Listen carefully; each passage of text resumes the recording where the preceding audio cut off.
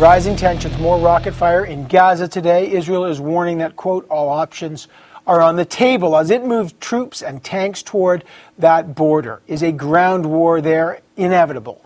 What should we read, if anything, into the timing of Israeli strikes against Hamas? What could this conflict mean to regional stability across the Middle East? Of course, more rockets fired from Gaza back into Israel. So this is escalating. Michael Bell is here. He's Canada's former ambassador to Israel and to Egypt. And in Winnipeg, Mohamed El Rashidy is the director of the Canadian Arab Federation for their perspectives. Good to have both of you on. We had the Canadian ambassador, or the Egyptian ambassador to Canada on earlier. Mr. Bell, let me start with you.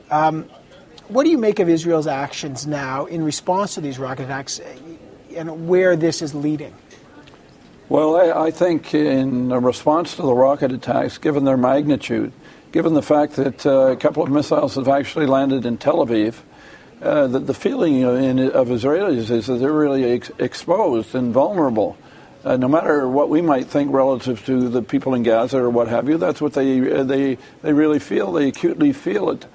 And so I think there's going to be broad support for any intervention into Gaza.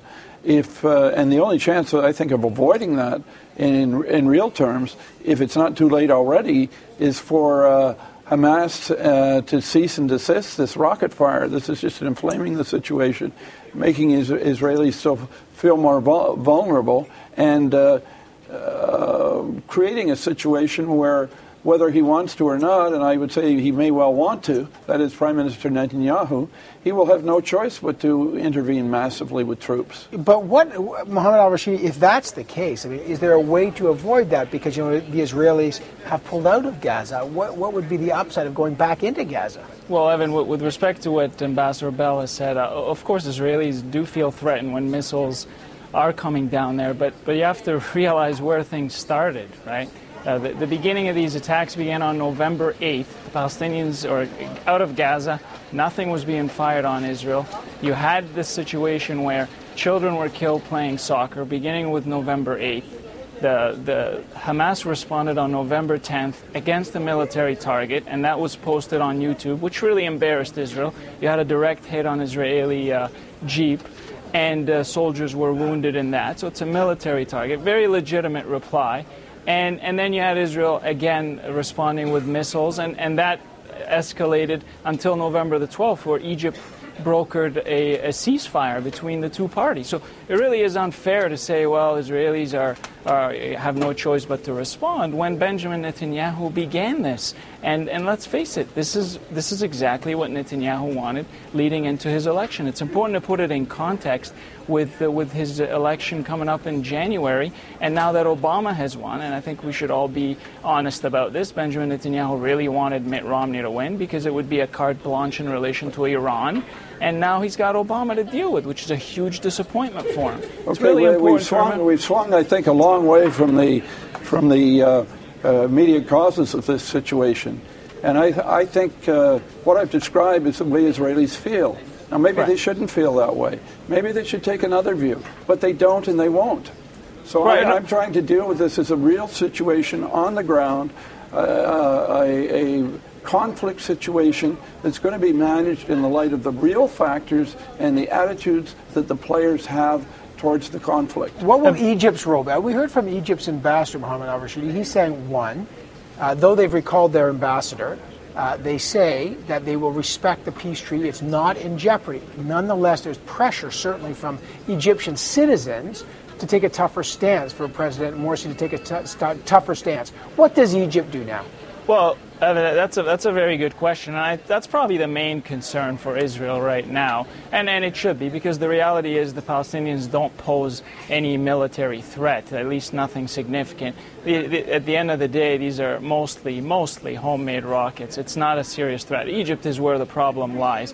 But so it's important to focus on that. But again, as the ambassador had said, the relationship at the end of the day is not going to escalate into anything like we're seeing seeing in relation to Gaza or Syria or anything like that. It's never going to get violent, but I think it will continue to deteriorate. And the reason for that is because when Egyptians watch, and the Egyptian government now has to reflect the will of the Egyptian people because it's democratically elected. But when they see Palestinians dying in scores, pregnant women with twins, children here and there, dying, that has an effect, and there has to be a response. So they have to work in this very tight area of not doing anything that would violate Camp David, but at the same time appeasing the population, and that will be in the diplomatic realm. So you're seeing, Michael. So where do you see that? I mean, it's a very tight line for Egypt. I mean, by the way, we have to factor in other.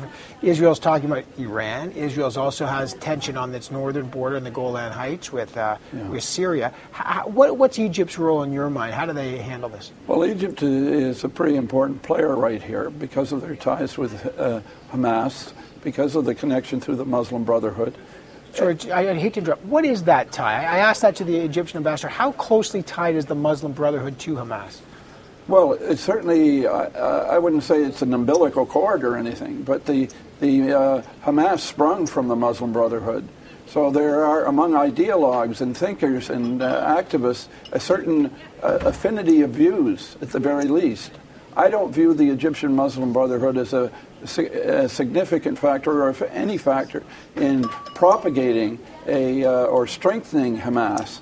What I view as of concern in that context is right now you've got a former member of the Muslim Brotherhood, who President al-Morsi, who I'm sure shares that same ideology, even though he's formerly left the Brotherhood.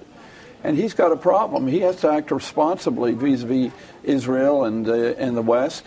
He's got a lot at stake. He's got IMF loans. He's got EU loans. He's got aid dependency on the United States. A country very, very dependent on tourism. So that engenders a sense of reality and practicability. At the same time, he's got his street, the Cairo street. Those Islamists who want to see action, who want to see something done to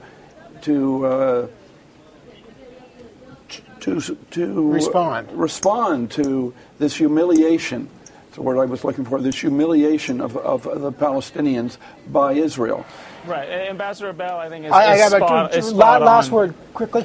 Yeah, Evan, Ambassador Bell is spot on with that. I think at the end of the day, it's the president of Egypt, not a particular party. He has to do what's best for Egypt and the region, and he's going to work, as Egypt has done historically, towards calming things down and bringing about another ceasefire. But let's hope Netanyahu doesn't flare it up again. All right, we're watching it very closely. All eyes, of course, on the Emergency Arab League meeting on Saturday, and we'll see what that response does. Mohamed El Rashidy and Michael Bell, I appreciate your perspectives on a situation that literally is changing by the moment. Thanks so much. Thank you.